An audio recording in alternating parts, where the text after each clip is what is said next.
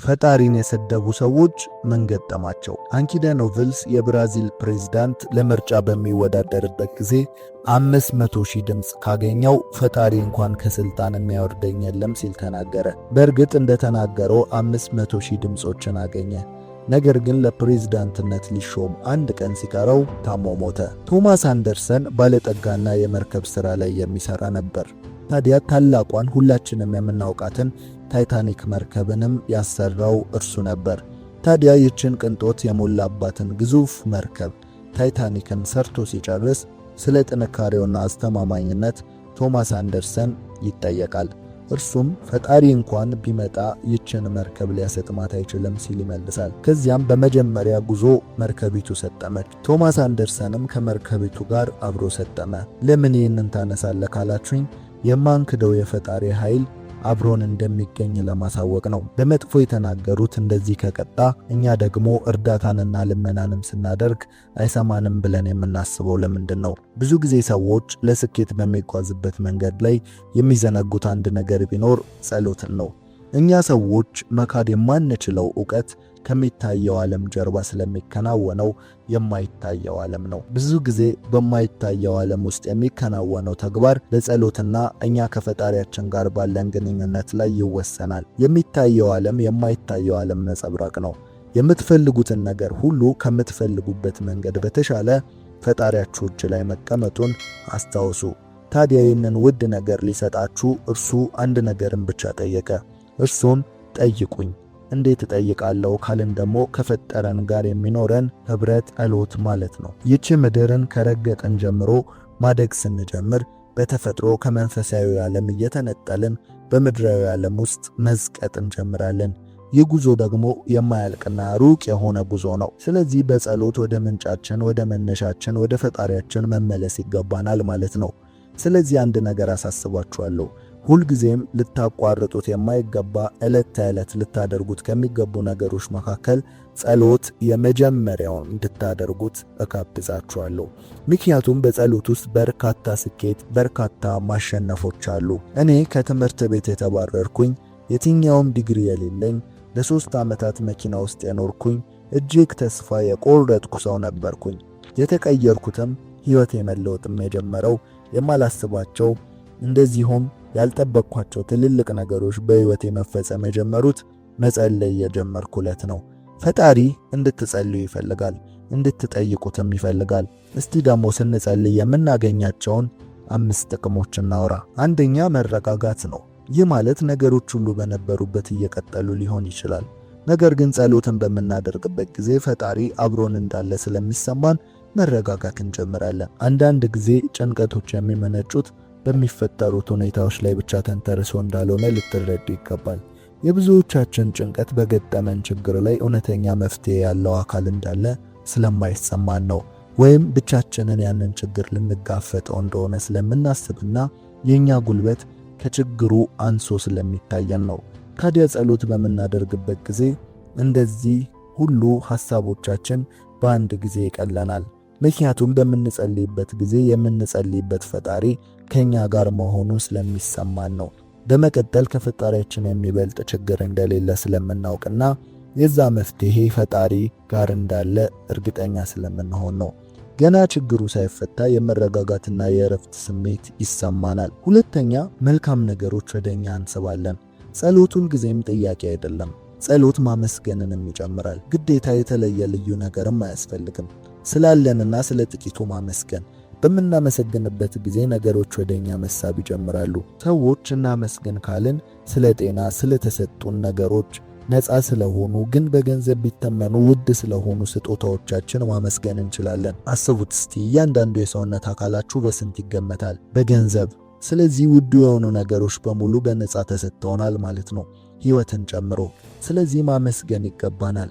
ሁልጊዜም ደግሞ ስናመሰግን መልካም ነገሮች ወደኛ መምጣት ይጀምራሉ። ይሄ የዚህ ምድር ሕግ ነው። ወደ ራሳችሁ የምትስቡት ያንን ነው። ስለዚህ በምታመሰግኑበት ጊዜ ሐሳባችሁን ወደ መልካም ነገሮች ያመራል ማለት ነው። በተጨማሪም ላለው ይጨመርለታል በሚለው ሕግ ያላችሁ ላይ ስታተኩሩ፣ የለኝም ከሚለው አስተሳሰብ ስትወጡ ያላችሁ ነገር እየበዛና እየጨመረ ይሄዳል።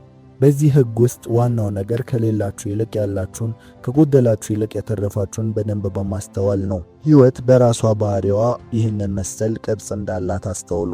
የሆነ ነገር ሲሞላ የሆነ ነገር መጉደል። ይሄ ሁልጊዜም ለሰዎች ሁለት ምርጫ የምትሰጡበት አጋጣሚ ነው፣ ወይ ማመስገን ወይ ማጉረምረም። ሁሌም የሰው ልጅ በእነዚህ ሁለት ምርጫዎች ውስጥ መኖሩ የግድ ነው። ለሁለቱም በቂ ምክንያት፣ በቂ ሰበብ ይገኝላቸዋል። ለምሳሌ በብርጭቆ ግማሽ የተቀዳ ውሃ ብትመለከቱ ምን ቀድሞ ይታያችኋል? የጎደለው ግማሽ ውሃ፣ ባዶ ብርጭቆ፣ ወይስ የብርጭቆ ግማሹ ሙሉ የሆነው? ህይወት ሁሌም ይህንን ምርጫ ትሰጠናለች። የጎደለውን ሆነ የሞላውን ማየት የኛ ዕጣ ፈንታ ነው። ታዲያ የሞላውንም የጎደለውንም ብትመለከቱት ጸሎት ግን ለሁለቱም መልስ አለው። የጎደለውም እንዲሞላ የሞላውም ደግሞ ለምስጋና። ያያችሁ ጸሎት ለሁሉም ሰው የተፈቀደ ውድ ንብረታችን ነው ማለት ነው። ሶስተኛ መንፈሳዊ እርካታ። ይህ ደግሞ ሁሌም ሰው ከምድር አለመሆኑን ያመለክተናል። የሰው ልጅ በምድር ሀብትና ዝና፣ ንብረት፣ ምግብ፣ ጥሩ ቤት፣ ጥሩ ልብስ፣ ጥሩ ቤተሰብ ቢኖረው ረክቶ መኖር አይችልም። የሰው ልጅ የመንፈሳዊ ጥማት ረሃብ አለው። ይህም የተበጀው ከስጋ ብቻ አለመሆንን፣ ነፍስም መንፈስም ያለው ፍጥረት መሆኑን ያመለክተናል። ታዲያ የነፍሱንና የመንፈሱን ክፍተት ለመሙላት ጸሎት ዋነኛው መንገድ ነው። ይህ ማለት በአጭሩ የምናስበው ሁሉ ቢሳካና ምንም ያጣነው ነገር እንኳን ባይኖር ፍጹም እርካታን ግን ማግኘት አንችልም እያልን ነው።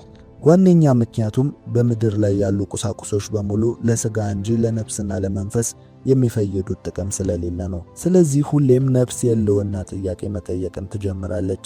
ማን ነኝ? ከየት መጣው? ወዴትስ ነው የሚሄደው? ይህንን ሁሉ ጥያቄ መመለስ የምንችለው ወደ ፈጠራት ፈጣሪዋ ፊቷን እንድታዞር ማድረግ በመቻል ነው። ለዚህ ነው በጸሎት ጊዜ መንፈሳዊ እርካታን እናገኛለን የምንለው። አራተኛ የባህሪ መቀየር ወይም መለወጥ። ይሄ አብዝተን መጸለይ ስንጀምር ከሚፈጠሩ ነገሮች ዋነኛው ነው። አብዝተን ወደ ፈጣሪ ስንጠጋ የፈጠረን ፈጣሪ የሚወደውን ማድረግ እንጀምራለን።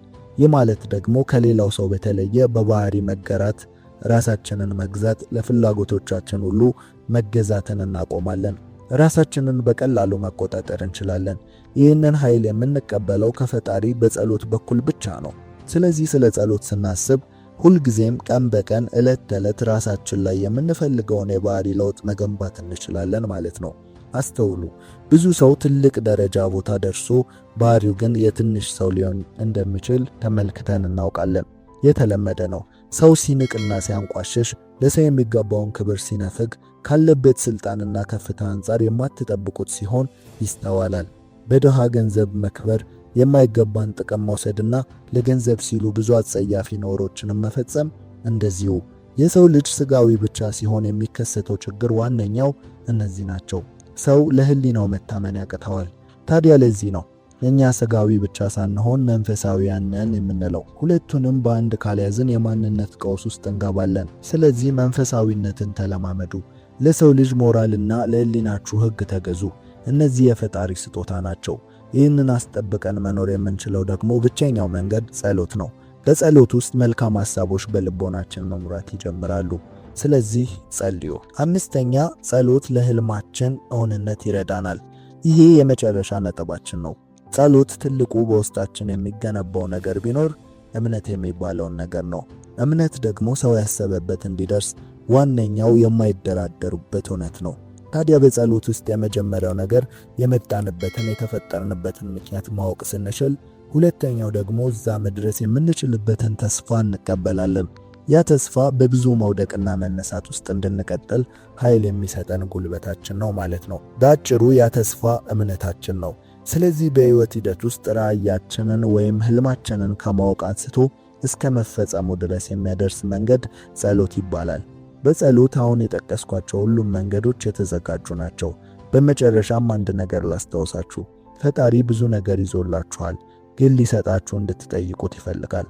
በተጨማሪም አንድ ቀን ደግሞ ያሰባችሁት ሁሉ ተሳክቶ ለፈጣሪ ይሄ ከጠየቅኩት ሁሉ በላይ ነው የምትሉበትም ቀን ይደርሳል። ብቻ ጸልዩ። ይህ የስቲቭ ንግግር ነው። ለዛሬ ያዘጋጀንላችሁ ይህንን ነበረ። ከተመቻችሁ ላይክ፣ እስካሁን ለዚህ የቁም ነገር ቻናል አዲስ ከሆናችሁ ሰብስክራይብ በማድረግ ቤተሰባችን ይሁኑ።